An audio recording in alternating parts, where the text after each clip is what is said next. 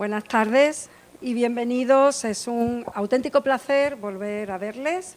Además, la mayoría son caras conocidas y la verdad es que es fantástico volver a reencontrarnos, ¿no? A volver a reencontrarnos en este ciclo de pensamiento y debate que el Museo Carmen Thyssen Málaga ha organizado en torno a la exposición de arte belga, que además he de deciros que está teniendo un gran éxito de público, una gran acogida. Hemos hemos diseñado un ciclo de conferencias internacional. Debía ser así porque el núcleo, el concepto sobre el que vamos a hablar es el arte belga. Y por ello pues contamos con Claire Leblanc, le damos especialmente las gracias. Ella ha sido comisaria de la exposición, es directora del Museo de Ixelles en Bruselas desde 2006, doctora en Historia del Arte, ha comisariado numerosas exposiciones y su especialidad es precisamente el arte belga. Además de Claire Leblanc, con quien el equipo del Museo Carmen Thyssen Málaga ha trabajado de forma muy fácil, ella ha hecho que cuestiones que a veces son complejas se convirtieran en fáciles, con lo cual le doy las gracias. Pues estará presente el próximo miércoles Luis Puelles, él es doctor también en Historia del Arte de la Universidad de Málaga. Xavier Tricot, que vendrá el día 23, él es... al revés, Xavier Tricot la semana próxima, muchas gracias, me apunta a Els de Bro.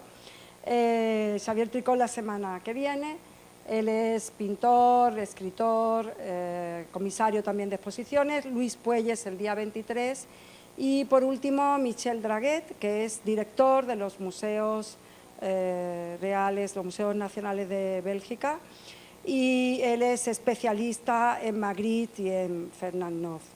Así que esperamos que tengan, que disfruten de estas conferencias que hemos preparado y que sean de su agrado y les permita además profundizar en diversos aspectos del arte belga que, como han podido comprobar a través de la exposición, presenta, más allá de los nombres conocidos, una gran riqueza. Y por último, una cuestión más pragmática, las conferencias van a ser grabadas y aproximadamente en unos 15 días, quizá antes, las podrán tener a su disposición en la web del Museo Carmen Thyssen Málaga. Así que nada más, muchísimas gracias a todos y bienvenidos al Museo Carmen Thyssen Málaga. Muchas gracias.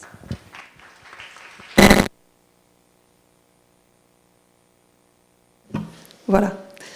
De Málaga, merci.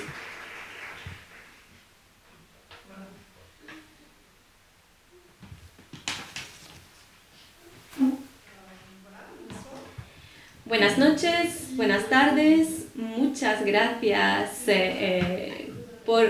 por conectaros a las intérpretes y gracias a ellas por el trabajo que van a realizar. No es un ejercicio fácil para ellas y para mí tampoco, porque voy a tener que adoptar un ritmo distinto al que tengo de costumbre, pero vamos a encontrar un equilibrio. Espero que tengáis un buen momento. Gracias por la invitación. Por haberme invitado a hacer esta exposición que he preparado con mucho gusto para poder también compartir este momento con vosotros y compartir un momento en torno al arte belga que muchas veces no se conoce, pero estamos felices de representar los colores de Bélgica gracias a este proyecto. Y el ciclo de conferencias representa una bonita iniciativa para profundizar en torno a ciertos temas. Como me han presentado, yo dirijo el Museo de Ixelles, que está en el centro de Bruselas desde hace 16 años. Es un museo que está cerrado por unas obras importantes desde hace casi 5 años, pero falta todavía unos años por renovación, porque se va a agrandar. Y gracias a este contexto bastante particular hemos podido llevar a cabo esta exposición y presentarla aquí con unas obras importantes de nuestras colecciones. Pero bueno, el tema no es el museo, eso sería otro tema. Vamos a hablar, o al menos yo voy a hacer una presentación y obviamente si tenéis preguntas nos tomaremos un tiempo para ellas. La conferencia se llama El impresionismo belga, la epopeya de un arte moderna. Es decir, que vamos a ver cómo la noción de modernidad se va integrando en este periodo que ve nacer el impresionismo, pero también otros movimientos, pero vamos a ver primero la parte anterior al impresionismo. En realidad el arte belga de la segunda mitad del siglo XIX y de principios del XX se muestra como uno de los periodos más prósperos de su historia, y este esplendor cultural hace eco a la prosperidad económica sin precedente del joven país. Efectivamente, durante unas cuantas décadas, desde 1880 a 1914, Bélgica es a la vez el caldo de cultivo del arte moderno, pero también el epicentro, y Bruselas específicamente, de las vanguardias europeas. Todos los actores importantes de la escena cultural, artistas, coleccionistas, galeristas, europeos e incluso mundiales, que buscaban una renovación, tejen unos vínculos más o menos intensos con Bélgica. Además de este estatus de país de acogida, Bélgica ve como su pintura florece a través de diferentes vías: impresionismo, simbolismo, expresionismo, pero también a través de la arquitectura y las artes decorativas, Art Nouveau, que gozan de un reconocimiento mundial incluso hoy día. Si pasáis por Bruselas es muy importante ver todo lo que es Art Nouveau. Entre las personalidades importantes tenemos a James Ensor, cuya obra es densa, poderosa y oscila entre impresionismo y expresionismo, o incluso Fernand Knuth, cuyo universo simbolista delicado y enigmático cautiva todavía hoy día. La riqueza y la variedad del arte belga de finales de siglo han sido objeto de investigaciones y exposiciones hasta llegar a la que podéis descubrir hoy aquí en el Museo Carmen Thyssen de Málaga. Vamos a ver juntos hoy las características y los episodios clave del impresionismo belga en el marco de nuestra presentación.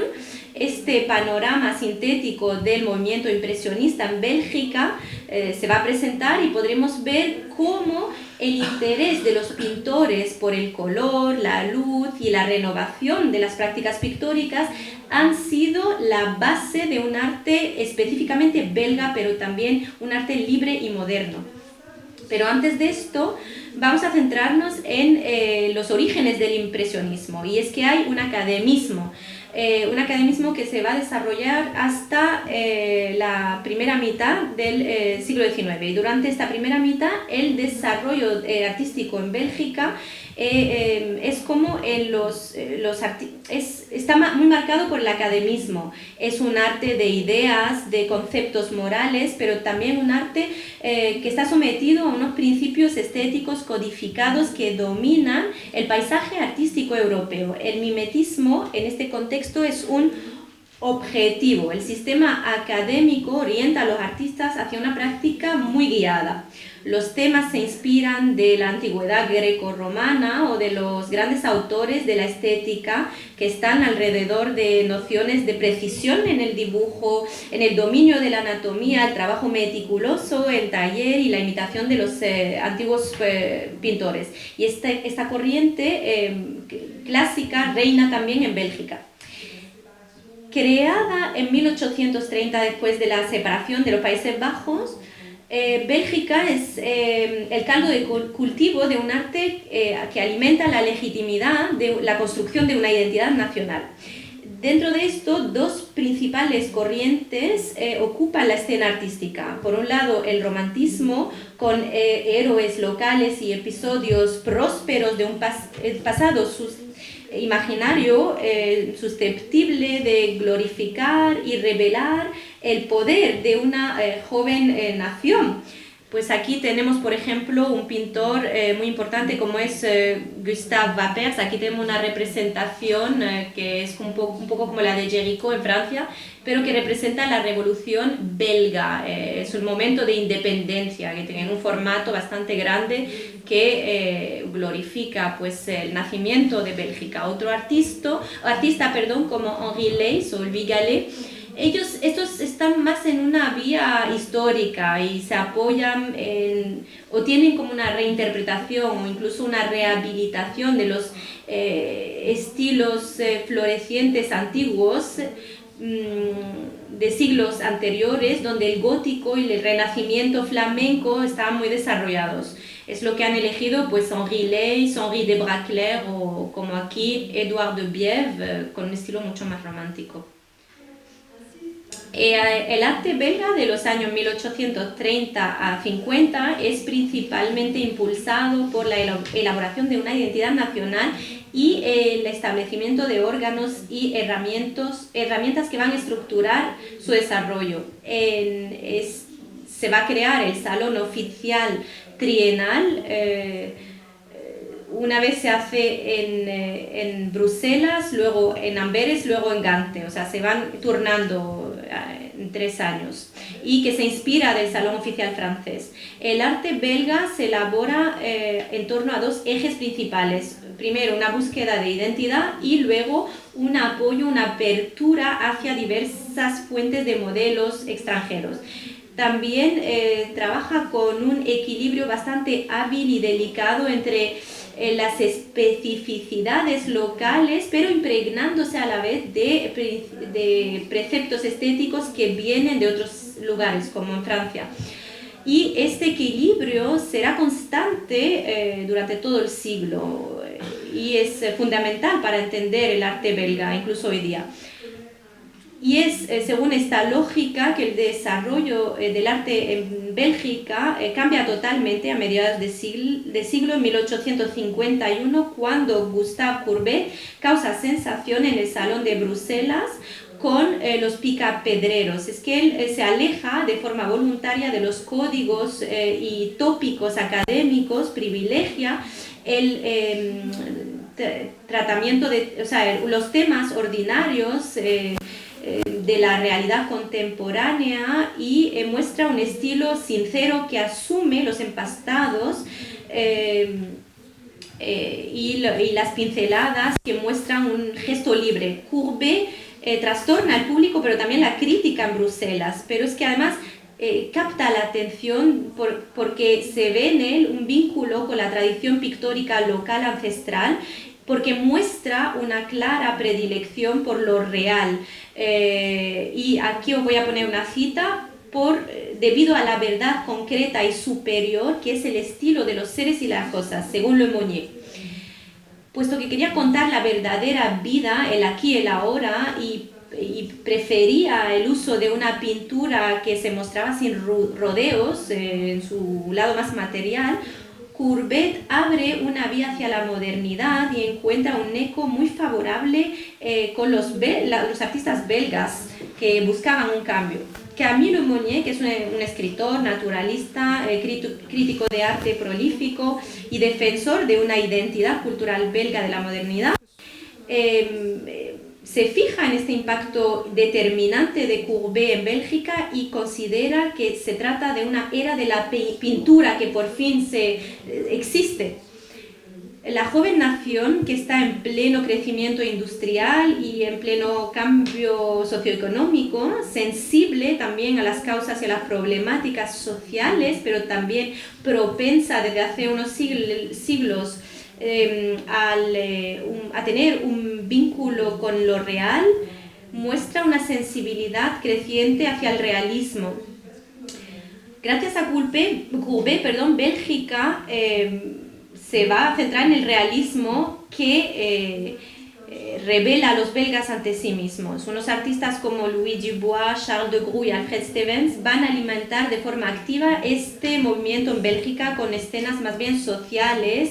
Se resalta el pueblo, pero también a veces en el realismo se muestra la verdadera vida de la aristocracia y la burguesía, que es el elemento locomotor de este país industrial o esta gran nación industrial.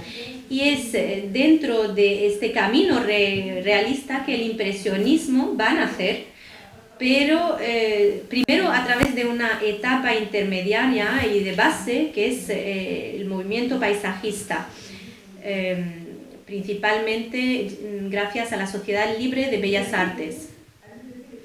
El realismo ha liberado las prácticas artísticas en cuanto a su orientación iconográfica, pero también las experimentaciones estéticas. El interés de los artistas por su entorno directo incita una clara predilección por temas cercanos y contemporáneos, a diferencia de las temáticas de los salones oficiales, pues aquí se trabajan temas de la vida popular, paisajes.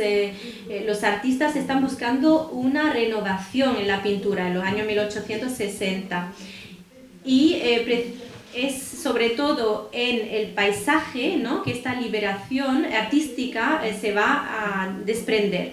La preferencia por la pintura matérica, que pone en valor ese lado factual de la pintura, con empastados y demás, viene del realismo. Esta plasticidad nueva, opulenta y fértil demuestra el gusto que tenían los artistas paisajistas por los efectos de luz, de color y de transparencia. Ahora ya hay un vínculo directo entre el artista y el tema. Pues se trabaja al aire libre durante toda la segunda mitad del siglo, y este vínculo que favorece pues el florecimiento de la libertad de expresión y la valorización de sensaciones a través de una pintura que es verdadera, alejándose de lo pintoresco, de lo narrativo y de lo anecdótico. Los paisajistas desarrollan y muestran unas tendencias innovadoras en 1870 y 80. Recordemos que en 1850 y 60 el Théodore Fournoy insuflaba ya un paisaje con cierto frescor nuevo, con los tonos, la luz, el estremecimiento original, pero bastante sutil, ¿no?, a través de la pintura. Estas primicias de renovación le dan un nuevo estatus al artista, y que se convierte como alguien un poco audaz. También había la influencia de los ingleses, como Constable, Turner, con cielos delicados, marinas sutiles, con muchas proezas técnicas, y también la influencia de la escuela francesa de Barbizon, con Millet, Corot, Daubigny, Rousseau, que también cuyas obras han sido expuestas en los salones belgas en los años 1860. Siguiendo los pasos de Barbizon, el movimiento de la pintora de Joseph Paisley despegó en 1863 en torno a Camille Van Camp, Joseph Cosmos, Alphonse Alcébert e Hippolyte Boulanger, que aquí tenéis una reproducción del mismo, que se reúnen en las afueras de Bruselas, en Tervuren, para representar con inventiva y fertilidad los paisajes rurales y boscosos del borde de Forêt de Soignes, que está cercana a Bruselas, todavía hoy en día, pero mucho menos. Hippolyte Boulanger, en eco explícito del grupo francés de Barbizon, calificó esta reunión local como la escuela de Tervuren, con motivo de un salón de 1866. Boulanger se convirtió en la figura destacada de la arquitectura belga paisajista. Su vitalidad, su ardor y su notable libertad de expresión le consagraron muy pronto como precursor del impresionismo belga y con motivo de la modernidad en Bélgica. La generación de impresionistas que le siguió le otorgó esta posición en la década de 1980, 7 años después de la temprana muerte de Boulanger, porque era muy joven. Un crítico de la revista progresista La Moderne, del que hablé más tarde, sigue relatando la fuerza y la intensidad de la obra de Boulanger, que es decisiva en esta aventura del arte moderno. Voy a citar este crítico que tuvo lugar en la revista del arte moderno. ¿Qué es lo que atrae? ¿Qué es lo que seduce por encima de todo? No es el lugar ni la expresión de la naturaleza, por muy penetrante que sea. No, es la disposición entre las líneas vivas, ingeniosas, inesperadas, o en los tonos vibrantes, hábilmente matizados, armoniosamente dispuestos, a veces opuestos, a veces mezclados, con una audacia siempre feliz. En todas partes se percibe la mano, se siente el empastado, activo, hábil, nervioso, dando a la pincelada, retirándola, captando en los lugares adecuados la luz o el acento, describiendo la línea con rapidez, dirigiéndola con seguridad, que deleita. Es este conjunto de cualidades flexibles y desenvueltas que mantienen el oficio entendido en su sentido más elevado y noble. Es este entusiasmo, este ardor en el colorido y en el pincel lo que hace que Boulanger sea único. Es muy pronto, en 1860, Camille de Monnier, un crítico de arte muy importante. En 1906, Camille de Monnier destaca también la exaltación y la vehemencia inmanentes a la pintura de Boulanger. Cito algunas palabras. Los cielos que hace en este momento delatan una especie de sed enfermiza de luz, la absorbe y se resuelve y se revuelve en ella como si, advertido de que de pronto cesara para él, hubiera resuelto enterrarse bajo una apoteosis de luz.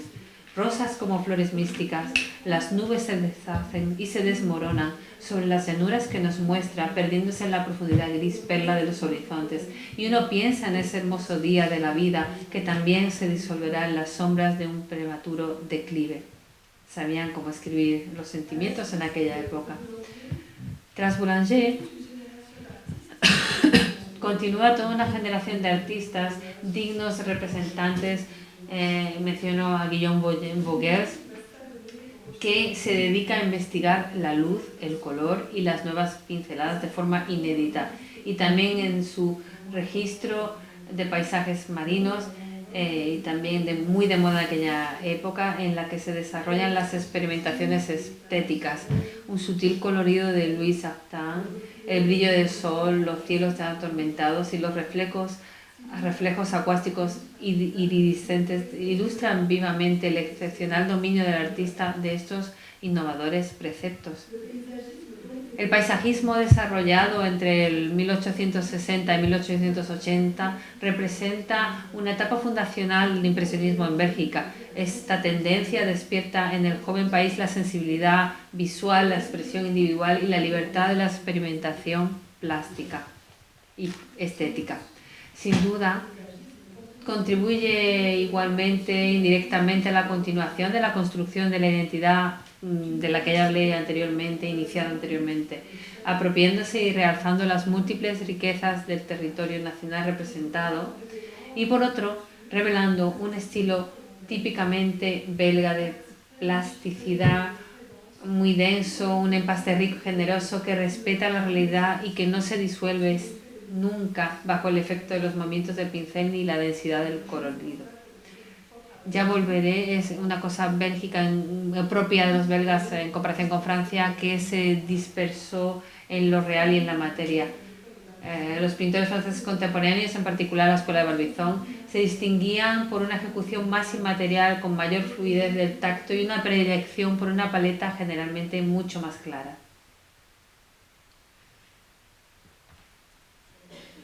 En esta fase innovadora se consolidó de forma natural en torno a una sociedad artística que se creó en 1868 por el pintor Camille Van Camp, denominada la Sociedad Libre de las Bellas Artes, la primera estructura de artistas independientes y modernistas que ofrece al sector artístico belga un contrapeso activo a las estructuras artísticas oficiales, como ya explicaba Camille Monnier, y lo cito, las nuevas aspiraciones que poco a poco habían cambiado la fisonomía general del arte belga condujeron en 1868 a la creación de un círculo de artistas cuya influencia fue decisiva para el desarrollo posterior. Se sentía la necesidad de una fuerte afirmación del principio de libertad.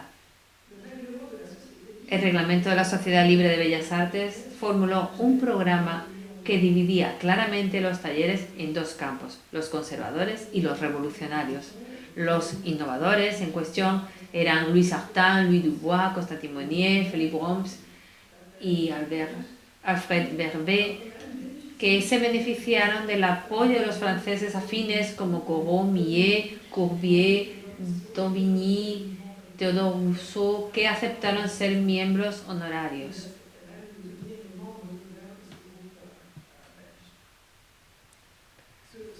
Este grupo también tenía un periódico, el Art Libre, dirigido siempre por Camille Lemonnier, que organizaba exposiciones de forma regular en el corazón de la Société Libre de Beaux-Arts, y esto animaba toda la vida artística hasta 1876, y tenían un programa muy ambicioso que se basaba en estimular la libertad de expresión y la experimentación artística.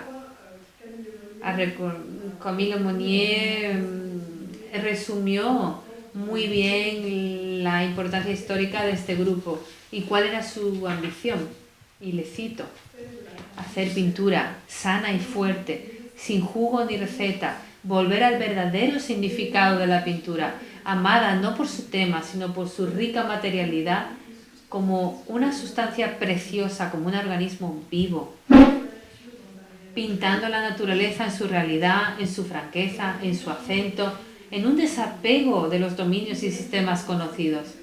El ideal del nuevo grupo había sido desde el principio claramente definido como naturista, individualista y colorista. Fue un paisajista, retratista por excelencia, buscaba la profesión bella, el material, los acentos cálidos. Sufrió un poco de embriaguez en su impulso general hacia la vida. Se intoxicaban con el color, recordando a Jordaens, Couture, Courbet, especialmente en el paisajismo, en la pintura de paisaje, que durante mucho tiempo tuvo prioridad sobre los demás géneros. Había muchos individuos que resaltaban. Había otras sociedades paralelas que también se crearon orientadas a la promoción de las tendencias artísticas, la Nouvelle, la Liberté, y hay dos que resaltaron y a las que volveremos, estos dos grupos: el Círculo de los 20 y el Círculo de la Estética Libre, que compartieron durante más de 30 años la revista L'Art Moderne y orquestaron durante este periodo de 30 años todos los numerosos y desarrollos artísticos y modernos, en particular los impresionistas. Lo que era verdad en esos grupos era se resaltaba la multidisciplinaridad, todos los movimientos, la modernidad, no seguir con códigos. Todos esos grupos se beneficiaban de una crítica aguda y vanguardista, estaban abiertos a todas las experiencias innovadoras, heterogéneas, y en ese marco rico y variado, en el movimiento y en toda la diversidad de sus manifestaciones, continúa todo su desarrollo.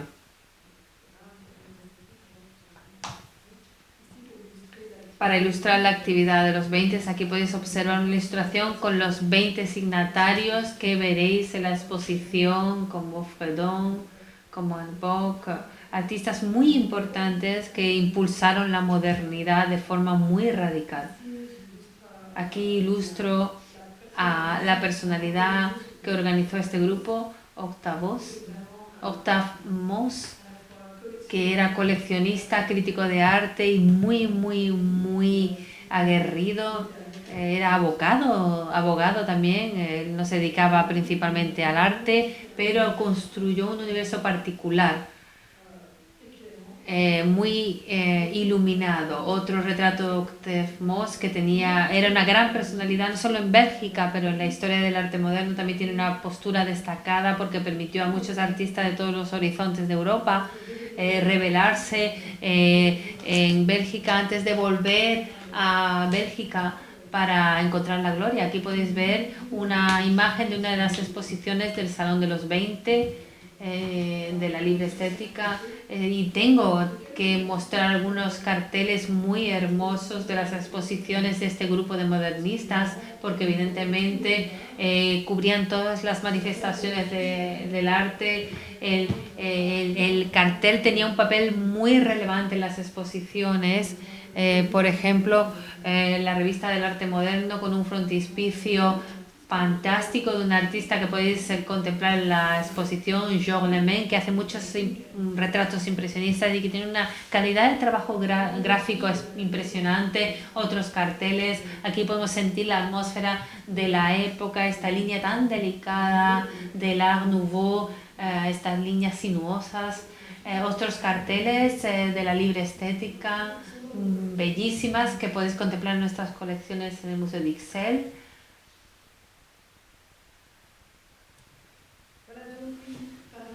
Hablemos de los impresionistas.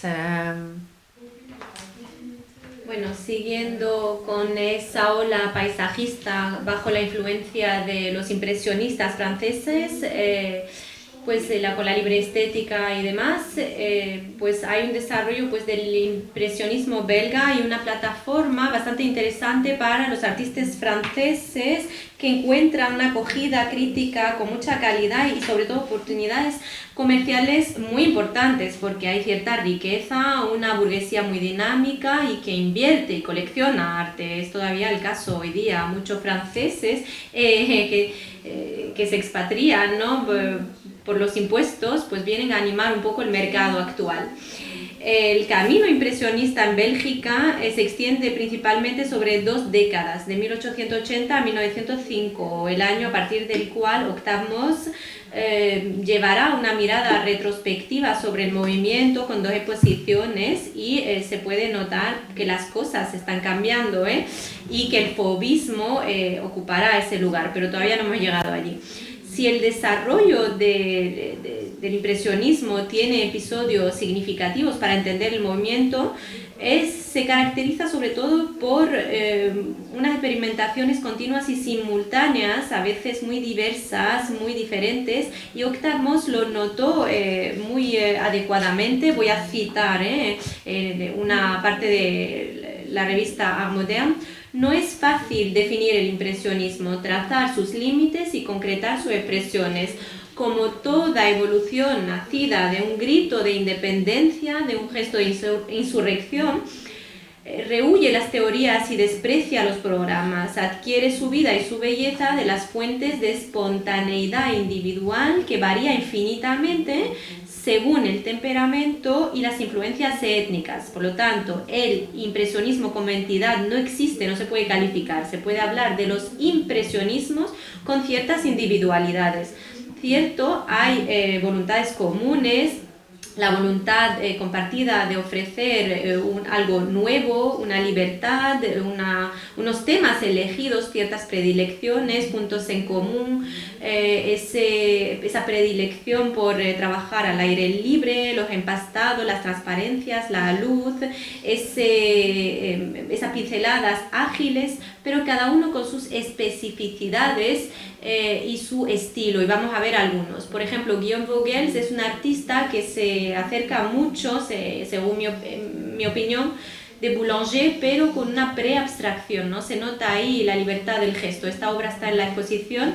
Isidore Verheiden, al que le gusta la pincelada fluida, que hace torbellinos, tantos como los que pueden hacer las olas en el mar.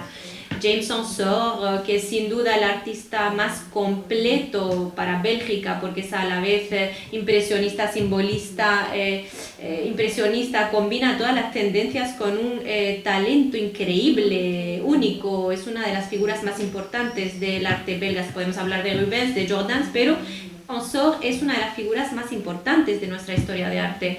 Y, por ejemplo, esta nube blanca, que es una obra magnífica en el Museo de Amberes, aquí podemos observar la capacidad de tener elementos esenciales para transmitir esa sensación esencial. Pero incluso cuando trabaja con temas más clásicos, con esta naturaleza muerta, por ejemplo, siempre hay una vibración extraordinaria con este artista. Ha tenido una retrospectiva muy bonita antes de la pandemia, ya no recuerdo el año, pero en el Museo de Orsay, que por fin le otorgó su lugar. Muchas veces hay que pasar por el Museo d'Orsay o instituciones de ese tipo para que un artista tenga su reconocimiento internacional, ¿no? Para muchos artistas que a veces se olvidan. Luego, esta obra también se conserva en el Museo de Orsay, La mujer, que es una obra extraordinaria, muy poderosa, ¿no? También a través de su tema, que se diluye a través de esos empastados. Aquí estamos más en una atmósfera más simbólico, que evoca el universo íntimo, cálido del interior burgués, muy tenue. y esta obra que podéis encontrar en la exposición que pertenece a nuestras colecciones del Museo d'Ixelles. Otros impresionistas como Félicien Rops también tienen una carrera profesional impresionante. Tiene primero una obra impresionista clásica en un principio, pero muy sensible, muy delicada, y que poco a poco, con todas esas experiencias que va adquiriendo con el arte moderno y la estética libre, pues se va a tornar más hacia un estilo más satírico, más crítico, una obra satírica muy poderosa. Hay un bonito museo en Bélgica que permitirá ver su obra. Luego tenemos esta de Jan Toorop, con un vocabulario propio de un impresionista perfecto, una mujer en primer plano, la sombrilla, que sugiere esa atmósfera de paseo en el mar. En fin, que notamos esas variaciones de blanco y ese contraste con el sombrero negro, su forma de sentarse muy delicada. Bueno, es una pintura muy bonita. Y también tenemos a Alfred Stevens, que antes habíamos visto con el realismo, pero pinta la burguesía, la aristocracia, pero a un momento pues deja un poco ese lado clásico para experimentar al estilo de Edouard Manet las sutilezas de un impresionismo bastante cortés. Luego otros pequeños artistas, bueno, digo pequeños, pero son importantes y que han alimentado el movimiento. Esta es una obra que tenemos en nuestras colecciones de Jean-François Verras, y para mí uno de los maestros importantes de la pintura impresionista es Theo van Rysselberghe, que muestra una sensibilidad bastante poderosa. Otros ejemplos, Georges Lemain, con la tía Julia que podéis ver en la exposición. Hay unos retratos al estilo de Edouard Manet también. Por ejemplo, que no está en la exposición, pero es una obra poderosa que merece la pena. También tenemos Guillaume van Stridonck, que tenéis también en la exposición. Esta obra, esta última, también la tenéis en este bonito museo. Por lo tanto, la variedad y la riqueza de ese movimiento impresionista belga se enfrentan con mucho honor a los maestros franceses, que siempre estarán presentes en las exposiciones de los 20 y de la Libre Estética en Bruselas.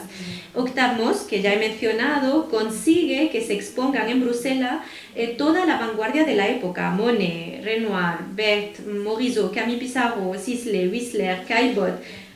Va en búsqueda de los artistas en contextos individuales, personalizados en Francia, en Inglaterra, se impregna de todo eso y hace que vengan a Bruselas, y obviamente esta conexión internacional permite alimentar mucho a los artistas belgas. Tienen esa suerte de poder exponer junto a esos artistas que son reconocidos a escala internacional. Pero a pesar de esta mezcla y este lado internacional de las exposiciones ya en aquella época, el tema del reconocimiento de un carácter específico belga se plantea, por ejemplo, por Camille Lemonnier, que acuña la idea de un impresionismo autóctono que quiere preservar o mantener el afecto ese ancestral hacia lo real, y que no deja completamente los juegos de luz y de color. Y también está ese apego particular por la materia pictórica. Voy a mencionar una vez más o citar Camille sobre estos aspectos, ¿no? Más que en ningún otro lugar, nuestros artistas han permanecido cercanos a la naturaleza y al instinto. Han conservado esa especie de alma espontánea, emotiva y maravillada, en la que el espectáculo del mundo se renueva infinitamente. Han escapado hacia el más peligroso de los sofismas, el arte retor, fraseador e idealista. el arte que no es más que una desviación de la cerebralidad necesaria para el pintor y el escultor. Hundamos firmemente nuestra raíz en el suelo y las costumbres de nuestra tierra y no miremos ni demasiado hacia adelante ni demasiado hacia atrás, sino que expresemos con el sentimiento de los hombres de nuestra época la naturaleza, la humanidad, las formas a la vez transitorias y constantes del mundo que nos rodea y del que proceden los modos de nuestra sensibilidad. Esta interpretación de esta diferencia entre impresionismo belga y francés aún permanece en la crítica actual, contemporánea. Hay un crítico de arte actual, un historiador del arte, que se llama Serge Goyens de Heuge, que es un gran especialista, explica de forma abundante esa propensión realista típica del movimiento belga, mientras que la corriente francesa se destaca por una tendencia más cerebral y estilísticamente distinta. Y Michel Draguet también establece esa diferencia, quizás lo hayáis oído. Bueno, esta diferencia entre belgas y franceses se ilustra también a través del neoimpresionismo, que conoce un crecimiento importante en Bélgica. Octave Moss, otra vez con él, descubre Seurat en París en 1886. Estaba intrigado por la polémica de 1884, por ese cuadro de la Grande Jatte, que creó una polémica en París, y lo encuentra entonces, se encuentran en París y Octave Moss invita a Seurat en 1887 a venir a Bruselas. Y apoyándose en las tesis científicas de Eugène Roux, la teoría de los colores, y la de Eugène Chevreuil con la ley del contraste simultáneo de los colores, basándose entonces en estas tesis científicas, Seurat, Pissarro y Signac ofrecen una estética nueva que se basa en la yuxtaposición de puntitos de colores que se asocian de forma complementaria, y el ojo es el que crea la síntesis, las une, y no el pincel, y eso vuelve a componer de forma óptica el tema que se pinta y le da una luminosidad bastante increíble. El neoimpresionismo se basa en una ambición que consiste en llegar a un ideal de la pintura como un lugar de objetividad, de realidad, con un espíritu positivista, y esta concepción racional de la pintura no excluye, no obstante, el sentimiento que se basa, pues, por ejemplo, en la elección del tema, la gama cromática, el nivel de pureza del tono y la estructura lineal también, ¿no?, de la composición. Pero es que los neoimpresionistas se centran en una metodología bastante científica. Obviamente el descubrimiento de Seurat en Bruselas es toda una revelación. La crítica y los artistas se entusiasman y inmediatamente un movimiento local surge con Fink, Van de Velde, Henri Van de Velde, Theo van Rysselbergh, que ya era una personalidad activa con un impresionismo más clásico, diría, pero que también experimentará con este método del puntillismo y esa yuxtaposición de contrastes, con unas composiciones muy frescas y muy modernas, muy audaces también por sus colores. Esta pintura, este cuadro, por ejemplo, lo tenéis en la exposición. Tenemos la suerte de tenerla en nuestro museo también de Ixelles. Es una obra importantísima. Y otros artistas como Georges Morin, con un puntillismo muy delicado, muy vibrante, otra vez Morin, otra también de Morin, es que son obras muy bonitas. O incluso Lemen, es otro nombre importante, que trabaja con formatos pequeños, pero aporta unas vistas de la costa belga o de las afueras también de forma bastante sensible o incluso abstracta. Otra vez con Lemen, con escenas muy íntimas, muy bellas que podéis encontrar en la exposición. Y vamos a dejar este cuadro un ratito. Así que sí, el hecho de descubrir Seurat ha sido muy importante. Todo el mundo se une a este neoimpresionismo que libera la pincelada aún más. Nos vamos a liberar hasta llegar a esa libertad completa para llegar finalmente no a sistemas artísticos, sino un equilibrio de libertad plena para llegar a un potencial poético y sensible hasta su paroxismo, y ofrecer una visión nueva de lo real y del universo que nos rodea, del mundo que nos rodea.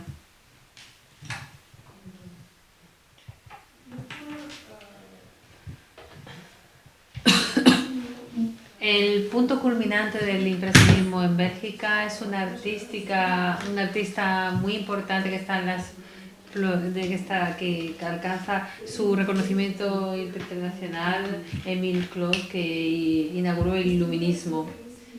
De estas vías se explora simultáneamente impresionismo, neoimpresionismo. Surgirá finalmente una vía típicamente belga, el luminismo. Y cito a Serge Goyens, el crítico historiador de arte actual, y le cito: el luminismo es la forma que adopta en Bélgica a finales de siglo una tendencia marcada por la penetración cuasi simultánea del impresionismo francés y del divisionismo surrealista, todo ello corregido por el carácter profundamente realista del arte belga. Es un punto álgido en la historia del arte belga y lo ilustra Émile Closet, que animó y aportado al máximo con un grupo que creó, que se llamaba Vida y Luz, el grupo Vida y Luz, en 1904, equilibrando sus composiciones entre un hábil y variado desdoblamiento de las pinceladas y una predilección por una paleta particularmente soleada. Claus entrega una obra poderosa en sus radiantes efectos de luz y conmovedora, con un tratamiento muy sensible de los temas bucólicos. Con Claus y sus acólitos, Moret, Bock, Carpentier, Weissman, los experimentos modernistas con el color, avanzados ya, iniciados en la década de 1860, alcanzaron su punto álgido. En 1888, Octave Moss introdujo el catálogo del Salón Anual del 20, que tituló la búsqueda de la luz en la pintura. Concibió esta búsqueda en los siguientes términos: parece ser la característica dominante de nuestro tiempo. Para la expresión de la realidad objetiva, los impresionistas han sustituido el ideal de un poema óptico de claridad y armonía. Para Camille Monnier, la luz era también el tema central del arte belga de la época. Y le cito Camille Monnier con estas líneas formidables, cita: la luz, ese gran momento en el arte. Se comprendió que esta era la clave de la diferenciación con respecto a la tradición, que no había conquista segura, sino los caminos abiertos por esta nueva noción de la luz, y que esto conducía a la expresión de una conciencia de arte más refinada y verdaderamente moderna. La luz fue la que caracterizó el periodo de la transición de la evolución al que nos acercamos. El arte, que al principio había sido puramente representativo y objetivo, se sensibilizó bajo la acción de este nuevo agente hasta el punto de ser una expresión inmediata de la personalidad humana en sus relaciones con la naturaleza exterior. A través de la luz entramos en contacto con las fuerzas que nos rodean, y como ella es el alma del paisaje en sí mismo, determina la génesis de un arte de la tierra que renueva la noción de las cosas conocidas. Fue más que un renacimiento, fue el nacimiento de una nueva sensibilidad aplicada a los aspectos del universo. Una anécdota sobre esta pintura magnífica de gran formato. Es muy difícil verla en exposiciones, pero lo hemos conseguido una vez. Hemos sustituido y tal para que no se quedara muy vacío su oficina, pero es mágica, porque aquí vemos cómo funciona Claus. Es un picnic y refleja el mundo de la época en el campo, un toque vibrante, el movimiento libre, espontáneo, una frontera. El río supone una frontera entre los dos mundos y un plano por detrás, la aristocracia que hace un picnic en una fórmula mucho más, controlada y más clásica. Es un simbolismo muy fuerte de una sociedad que él quería representar. Es otra imagen, otra pintura magnífica de Emile Cloos, que está en el Museo de Gante de Bellas Artes, que junto con el Ixelles es el más bello de Bélgica. Los patinadores, que es una obra monocroma con mucha abstracción y con una calidad de blancos y de rosados mágica. Y os invito, si vais a Gante, no os perdáis este tesoro, y el museo en sí, que también tiene otras obras magníficas. Nos creeríamos en el sur, en vuestra tierra, con Emile Cloos, con esta luz, porque capta la luz del norte. Cuando hay buen tiempo, tenemos una luz a veces muy fuerte y muy intensa, y él la captura con mucha fuerza. Aquí un vergel. Él tenía esta casa que era el centro de su grupo. Aquí se reunían el grupo. Esta casa se llamaba El Rayo de Luz y tenía todo un programa. Estaba bañada por la luz y estaba en un universo muy campestre, y había una atmósfera muy inspiradora. Aquí este retrato de Camille Lemonnier, al que cito mucho hoy. Aquí podéis verle, y así le veía a su amigo Emile Cloos. Camille Lemonnier, Emile Cloos, todas estas personas tenían unas relaciones muy íntimas, eran muy amigos, y todos se reunían en torno a estas exposiciones en la redacción de la revista de La Moderne. Y aquí podéis ver, es el más estilo de Renoir, hasta cierto punto. Y aquí concluyo con el luminismo, con esta evocación de un maestro que no se representa a menudo, pero que estaba en la vena de Emile Cloos, Évariste Campertier, que tiene una obra un poco anacrónica, con una gran potencia luminosa, los temas más enigmáticos, un reconocimiento más amplio nivel. Anna Borg, que es una artista que podéis observar en la exposición con esta obra, que también muestra un toque neoimpresionista, pero que captura la tendencia muy luminista de Emile Cloos en sus composiciones. Y me encanta hablar de Anna Borg con una anécdota muy importante, porque es una mujer además. Ella pertenecía a una familia de la alta burguesía, y su familia producía cerámica en la parte valona del país. Ella tenía tiempo, claro, y podía pintar y dedicarse a desde un estilo clásico, la burguesía se dedicaba a los placeres un poquito más mundanos y más artísticos. Ella tenía, conotamos, un ojo de coleccionista extraordinario. Ella tenía una colección de arte moderno de vanguardia de una calidad increíble, y esto ilustraba. Ella era la única persona que compró una obra en vida de Vincent Van Gogh. Ella fue valiente y le compró a Van Gogh un cuadro, creo que fue la única obra que vendió en vida. Y esto ilustra hasta qué punto ella tenía la capacidad de comprender la modernidad y de hacerse con esos artistas. Ella era también pintora de alta calidad y una gran coleccionista. Con el luminismo asistimos así al apogeo en el más alto grado de la madurez de la vía impresionista en Bélgica, pero también hace su declive. En 1904 y 1905 Tam Moos organizó para su grupo de Livre Esthétique exposiciones retrospectivas sobre el movimiento impresionista. En el seno de Livre Estética da un lugar muy importante a los artistas franceses, y esta actitud retrospectiva y este descentramiento a favor de los artistas franceses crea una gran polémica en el seno del grupo y ilustra la pérdida de impulso de este enfoque experimental.